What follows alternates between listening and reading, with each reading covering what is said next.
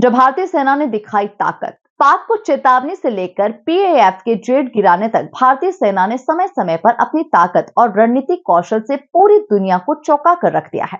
पाकिस्तान के खिलाफ कड़ी चेतावनियों से लेकर वायुसेना के द्वारा दुश्मन के जेट विमानों को गिराने तक कई ऐसे क्षण रहे हैं जो इतिहास में दर्ज हो गए हैं।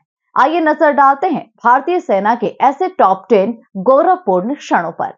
A very good evening to all of you, ladies and gentlemen. You are all by now familiar with the brutality and the dastardly manner in which 26 innocent lives were prematurely terminated at Pahalgam on the 22nd of April. When you combine those horrific scenes and the pain of the families that the nation witnessed with numerous other recent terrorist strikes on our armed forces and defenseless civilians, we knew that the time had arrived to make yet another compelling statement of our resolve as a nation. Operation Sindoor was conceptualized with a clear military aim to punish the perpetrators and planners of terror and to destroy their terror infrastructure. What I do not state here, of course, is the often stated determination of India and its intolerance to terror. It set into motion a very diligent and microscopic scarring of the terror landscape across the borders and the identification of terror camps and training sites. The locations that emerged were numerous, but as we deliberated more, we realized that some of these terror hubs were now bereft of any presence and had preemptively been vacated, fearing retribution from us. There was also a term of reference and our own binding, self-imposed restriction to target only terrorists and thus prevent collateral damage. There were 9 camps that you are now all familiar with, which were confirmed by our various intelligence agencies to be inhabited. Some of these were in POJK, while there were others that were located in the Punjab province in Pakistan. Nefarious places such as Muridke, the hub center of the Lashkar-e-Taiba, has over the years bred infamous characters such as Ajmal Kasab and the likes of David Headley. What followed was a careful scrutiny of each of these sinister locations, their layout, configuration, even the type of construction in each structure, and the terrain obtained around these. This was with an obvious intent to deduce and identify the exact vector that was required for their neutralization, as also the eyes in the sky that we would send up to ensure that we brought back evidence that we had indeed targeted what we set out to. The precise images of these engagements on that fateful and historical night have already been showcased during the first press statement on the 7th of May that was helmed by our Foreign Secretary. I have no doubt in my mind that we achieved total surprise, and those strikes across those 9 terror hubs left more than 100 terrorists killed, including high-value targets such as Yusuf Azhar, Abdul Malik Rauf, and Mudassir Ahmed that were involved in the hijack of IC-814 and the Pulwama blast. It indeed is a difficult time that we have to come here like this and brief you. We could have done without this, but we had no choice. As the DGMO has detailed, the event was precipitated by the dastardly act at Pahalgam. The sequence of events have already been detailed. We carefully selected the targets, and out of the 9 selected targets, the target systems that were given to the Indian Air Force were the notorious training camps at Bhavalpur and Muridke, these being further from the international boundary. Through critical target system analysis, we analyzed what was to be done to annihilate these targets and plan to engage these targets with precision air-to-surface guided munitions so as to avoid collateral damage. The modalities of planning process I will not go through at this instant. However, what I would like to show you is the results that we achieved through our targeted airstrikes. Could I have the second slide, please?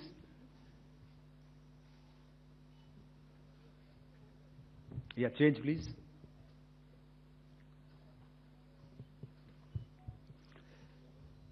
Okay. This is what the terror infra at Muridke looks like. If you see, north is as indicated, and to the right is east, where the international boundary lies. Could we have the next slide, please?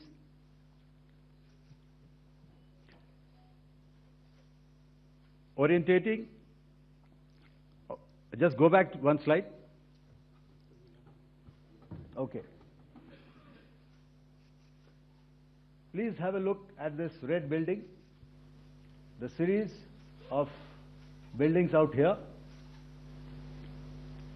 and this empty ground. Next. If you relate, the empty ground is here, and you see this is the first weapon that is impacting. This is the impact point number 1 on Muridke training camp with our precision guided weapons on early morning 7th. Next, please. Keep your eyes glued for the second weapon coming in and the second impact on the selected target point. Next slide, please.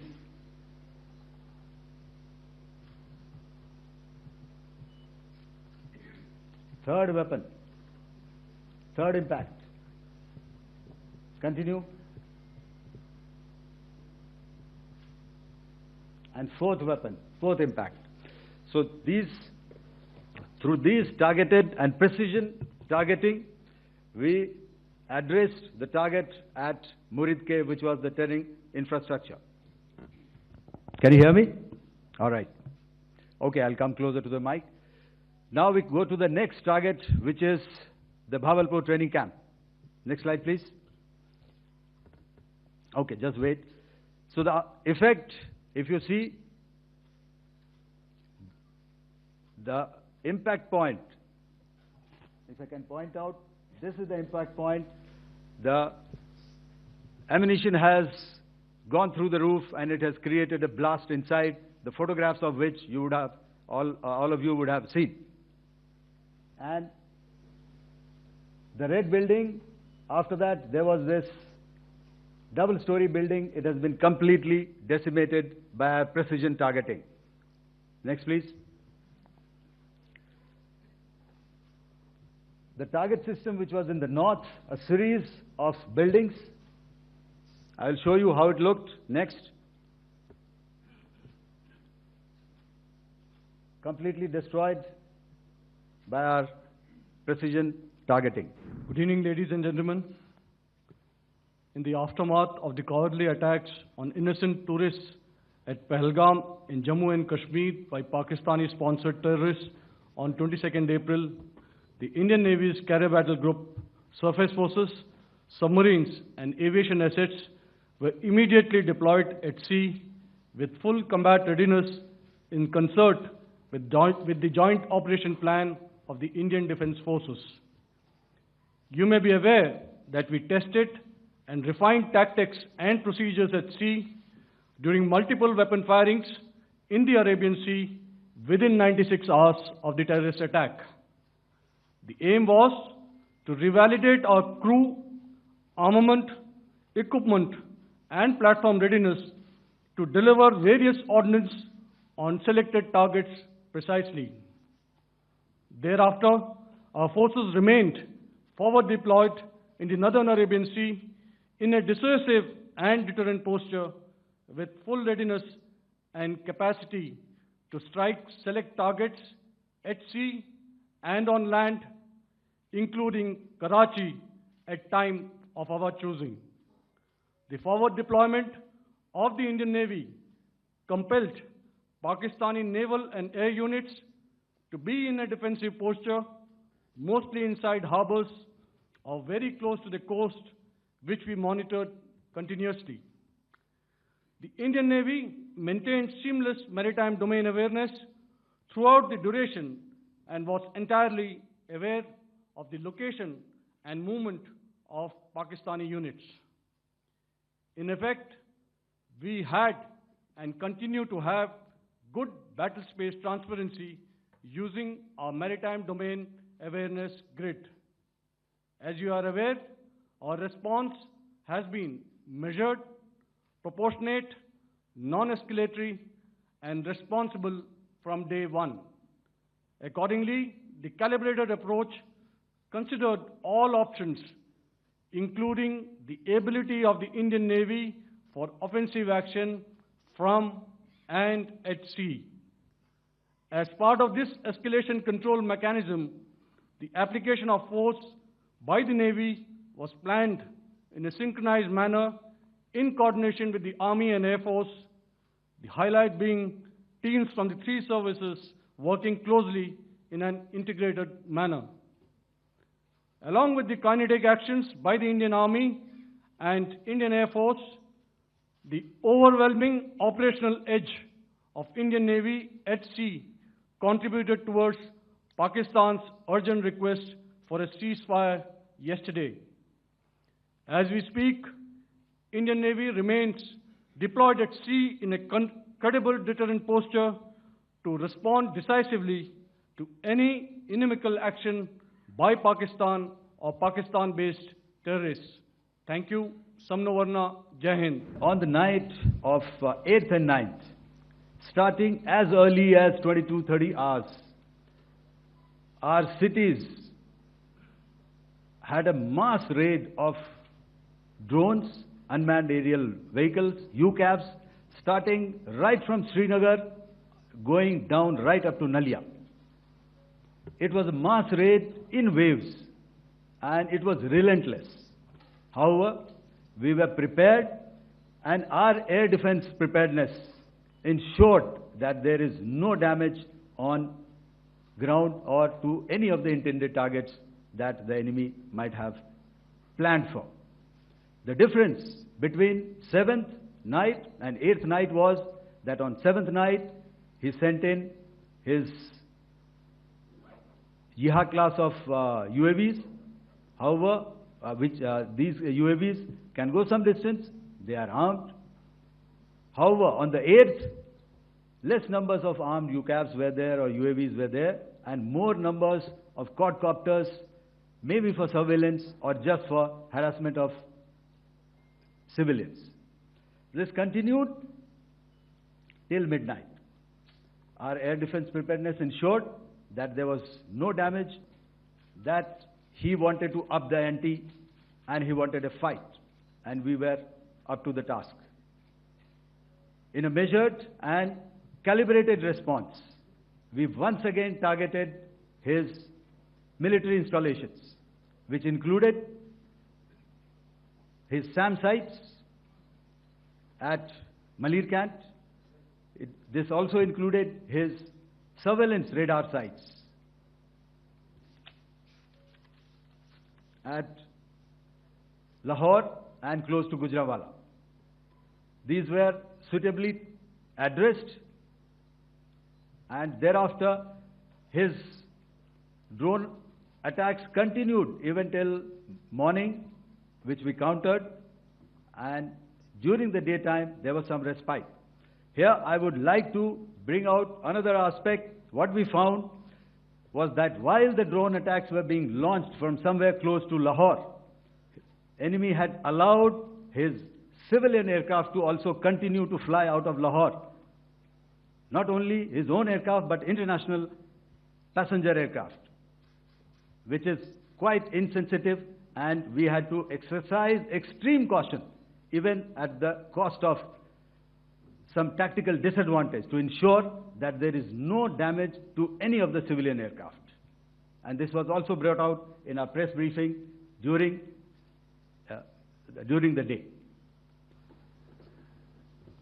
On land, we also undertook certain measures such as deployment of air defense and electronic warfare assets to establish an integrated grid with the Indian Air Force, and I have seen and heard some of you wax eloquent about the benefits of such an architecture when it comes to negating and combating air intrusions. We also carried out deployment to include movement of our forces in the land, sea, and air domains. The night of the 9th and the 10th of May saw similar intrusions by drones and aircrafts, and this time there was a concerted effort to target airfields and some very, very important logistic installations, albeit yet again unsuccessful and denied gallantly and efficiently, I must say, by the integrated Indian Air Force and Indian Army Air Defense. We further strengthened our deployment and also initiated some pressure points to send a very clear and unambiguous message to the other side to desist from any misadventures on land. Some of the airfields and dumps saw repeated attacks in waves from the air. All were thwarted.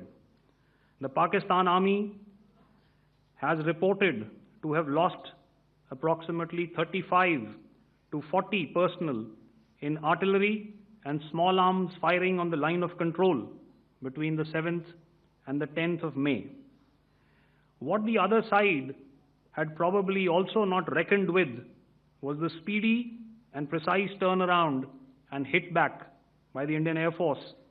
And I will yet again ask Air Marshal Bharti to speak about these significant and game-changing strikes. I will thereafter request Vice Admiral Pramod, my colleague and Director General of Naval Operations, to tell us about some very telling naval maneuvers in the Arabian Sea that exerted pressure on the night of 9th and 10th of May. Over to you, sir. Thank you. Commencing about 2000 hours, that is 8 p.m. local time, on 8th of May, several Pakistani unmanned aerial systems, drones, combat vehicles attacked multiple IF bases.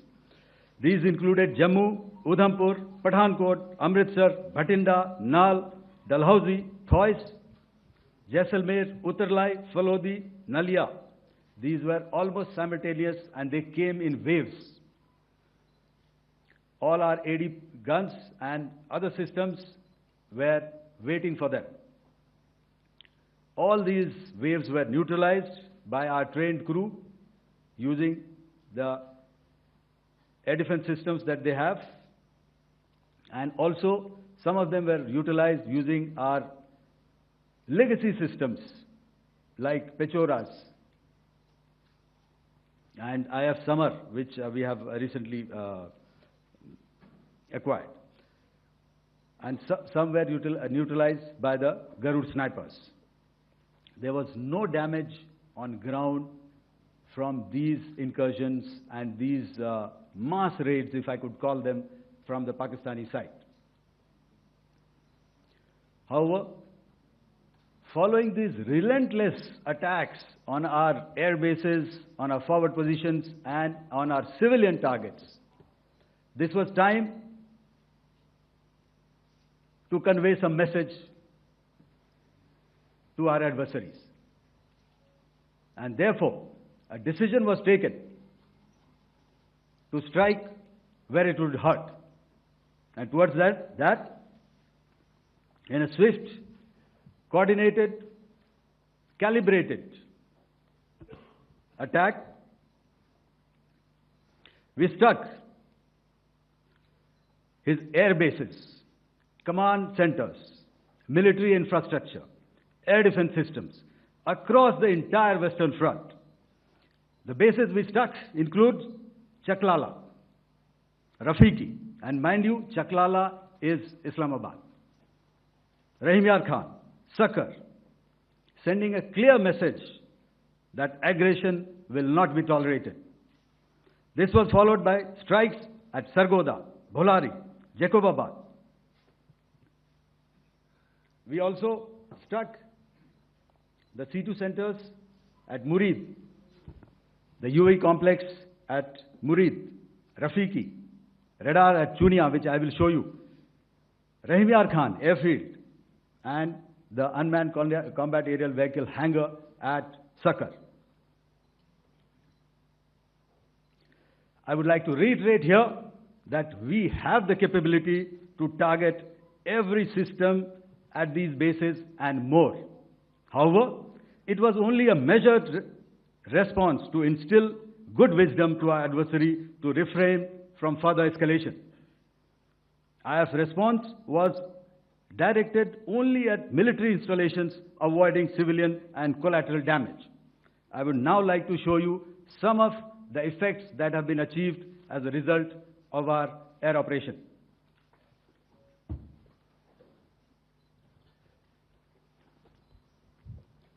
Here is the Pasrur air defense system, if you could see. Zoomed up view, this is the radar mounted on a high tower. And after the strike,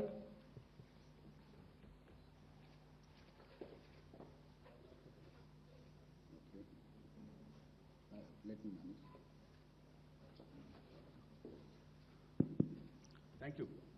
Can you hear me? Yeah, thank you. And after the strike, this is what has happened. This radar has been taken out, completely burnt. Next slide, please. The Chunia air defense radar, which was taken out on 7th and 8th. This is the radar site. A blown up photograph, once again, on a tower. Not very clear, but what you see very clearly is the after effect after we have struck. The radar head has been completely decapitated. Next slide, please. Arifwala air defense radar. In this complex, you see how it looked before, blown up image, and after really blown up. Next. Now coming to Sargoda airfield. Remember, this is one of their important airfields wherein they have a lot of assets, F-16s, other assets which they keep getting, training institutes. And we have stuck this airfield. It is not, if you zoom in here, then one impact point here on the runway and second impact point of our weapon, precision weapon on the runway. And if you see this blown up, repairing going on. Same here. Next. Rahim Yar Khan. This is the area we have struck. A deep strike out here and one complex here. So this is how it looked before, and the same. You see a big crater, another crater here, and this complex after strike neutralized. Next. Chaklala airfield, Noor Khan, once again a major air base, a lot of their logistic assets out here. This was the chosen complex that we intended to strike and convey a message. Next slide, please. This is how it looked before, and this is how it looked after our strike. Next. Sakar. We chose the radar site at Sakar. This is the radar site. And after it was struck, this is the aftermath, completely burnt out. Next, please. Aircraft shelter. This is how it looked before the strike, and this is how it looked after the strike. The roof of the buildings completely caved in and burnt. Next. Ballari Airfield, aircraft hangar. This is how it looked before, and this is how it looked after the precision strike. Next. Jacobabad, aircraft hangar, and this is how it looked after. Next.